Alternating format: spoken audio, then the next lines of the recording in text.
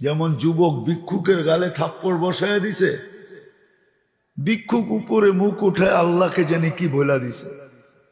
যুবক মরতে দেরি হয় নাই। দুনিয়া জিজ্ঞাসা করছে এটা কি করলা, তো বলছে কিছুই তো করি নাই, শুধু প্রেমের খেলা হয়ে গেল, আমি কিছু করি নাই, খেলা যা দেখতেছো এটা প্রেমের।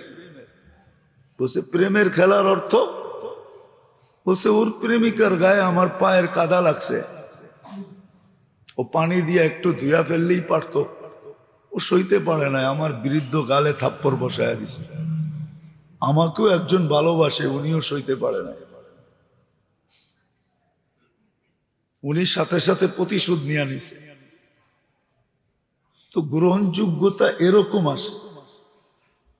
যোগ্যতাগুলো এই জন্যই দেওয়া হয়েছিল, মানুষের ভিতরে যে যোগ্যতা, বহুমুখী যোগ্যতা, এটা এই জন্যই ছিল যে দুনিয়ায় যেই কদিন থাকবো ওই কদিন একটু গুছায়া থাকবে, একটু একটু সামান্য একটু গুছায়া থাকবে। যেমন স্টেশনে বয়া থাকে, কিন্তু থাকে নিজের মাল সামানা নিজে গুছায়া নিয়ে থাকে, ঠিক না? কি বলেন? এটাই তো, হ্যাঁ না? পুরো স্টেশন দখল করে থাকে।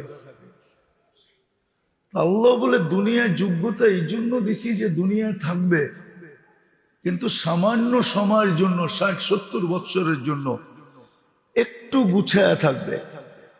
বাকি যোগ্যতা এই জন্য দিছি কেননা তার পিছনে চিরদিনের সফলতা। যতক্ষণ পর্যন্ত নিজেকে দামি না বানাবে, একটা বেলু পর্যন্ত না উঠাবে, নারী হোক আর পুরুষ হোক, যুবক আর বৃদ্ধ হোক, একটা কোয়ালিটি পর্যন্ত যতক্ষণ না উঠাবে ততক্ষণ পর্যন্ত এই চির সফলতা অর্জন করতে পারবে না। যোগ্যতা দিছি চির সফলতাকে অর্জন করার জন্য।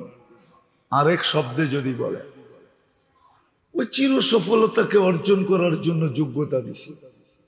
ক্ষেত্র কোনটা? ক্ষেত্র হইল নিজের উপরে লাগাবে, নিজের উপরে লাগায়া নিজের ভিতরে এতটুকু চমক আনবে, চমক, এতটুকু রং আনবে নিজের উপরে। আমরা কিন্তু চেষ্টা করি ভাঙ্গা ভাঙ্গা বুঝানোর জন্য,